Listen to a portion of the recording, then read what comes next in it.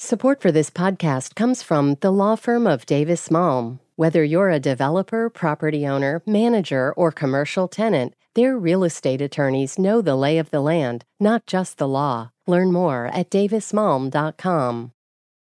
WBUR Podcasts, Boston.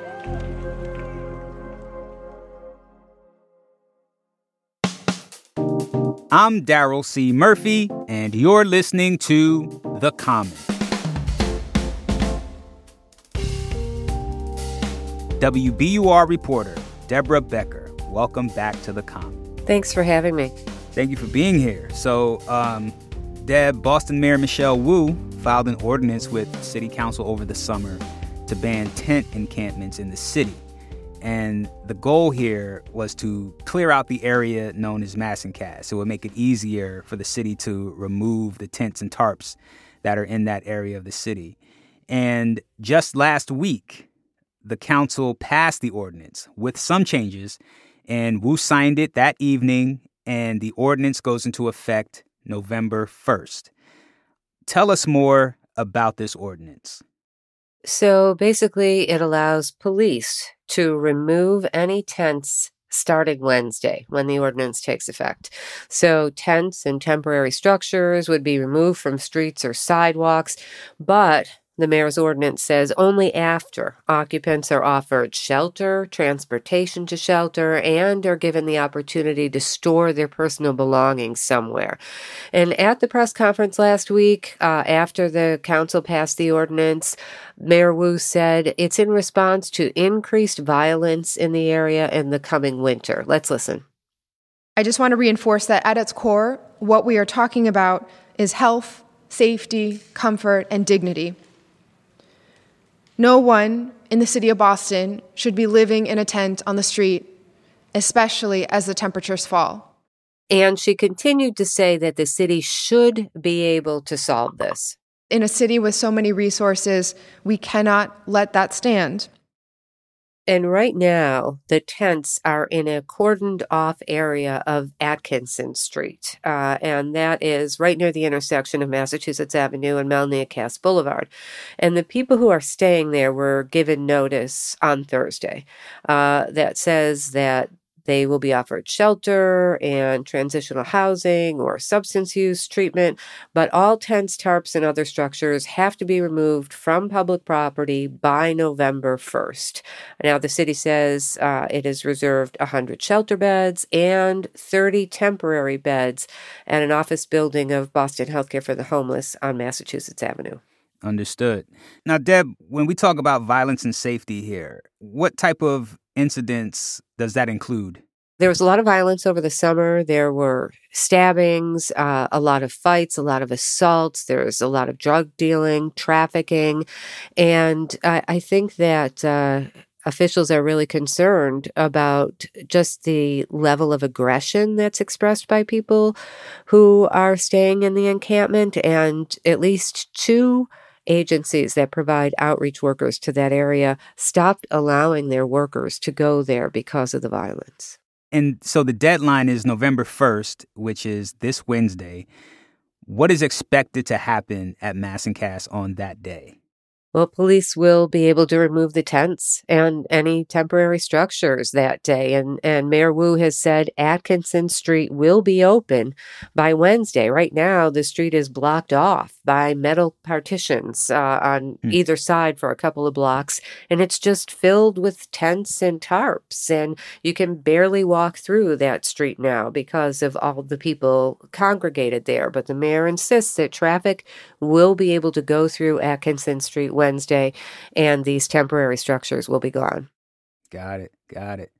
Now, you were down there last Friday. What did the area look like when you were there? Well, it's still pretty chaotic. Lots of people in the area, lots of drug use, people nodding off, people visibly impaired. I saw a lot of outreach workers talking with people about potentially moving, handing out flyers about the services that are being made available, such as shelters, day centers, transitional housing, substance use treatment.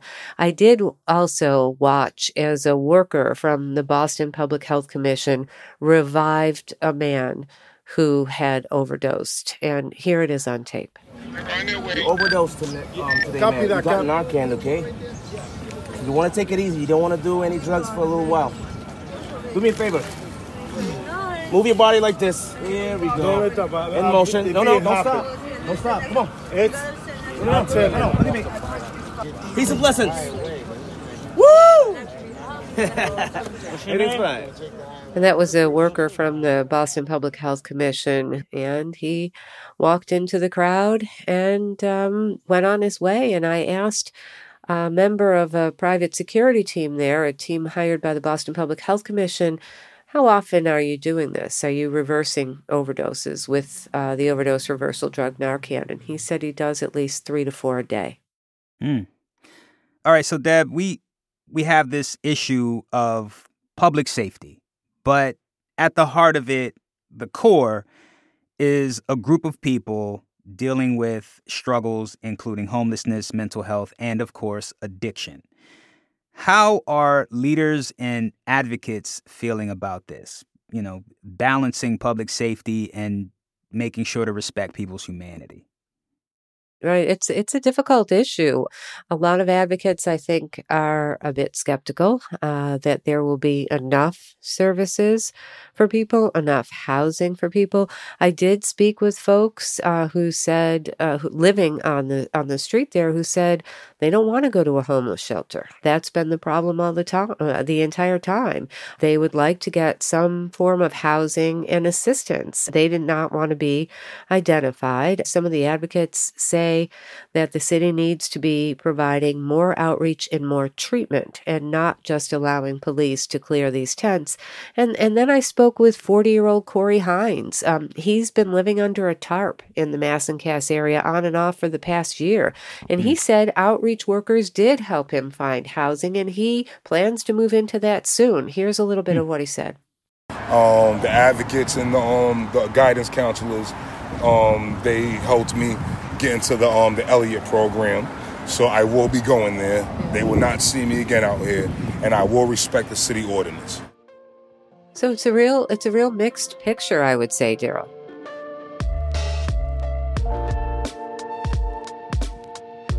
We're going to take a quick break, but we'll be right back.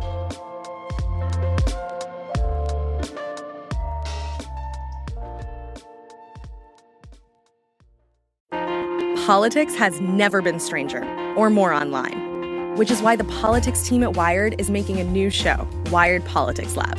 It's all about how to navigate the endless stream of news and information and what to look out for.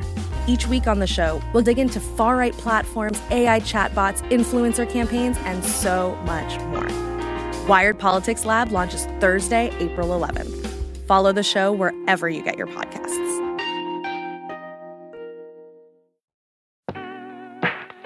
And we're back with more from Deborah Becker. Deb, you've been on this story for years now, right? And you've witnessed the area being cleared out before. I even remember you being there last year in January 2022. Can you describe what it was like? Well, this has been going on, as you said, for a very long time. I mean, I remember covering this under former Mayor Marty Walsh. He had several plans to deal with this. Then acting Mayor Janey introduced an ordinance in 2021 to remove the tents. And the ACLU filed a lawsuit over that. Then there was a plan to set up a special court session in the Suffolk County Jail, and the sheriff offered to house people from Massachusetts at the jail. That lived for about 3 weeks, and then that died. So there have been a lot of plans, there have been a lot of efforts, and the big clearing under Mayor Michelle Wu in January of 2022 was a little bit chaotic, but it happened according to plan. People were upset. They said their belongings weren't stored properly. They said they weren't offered shelter as promised.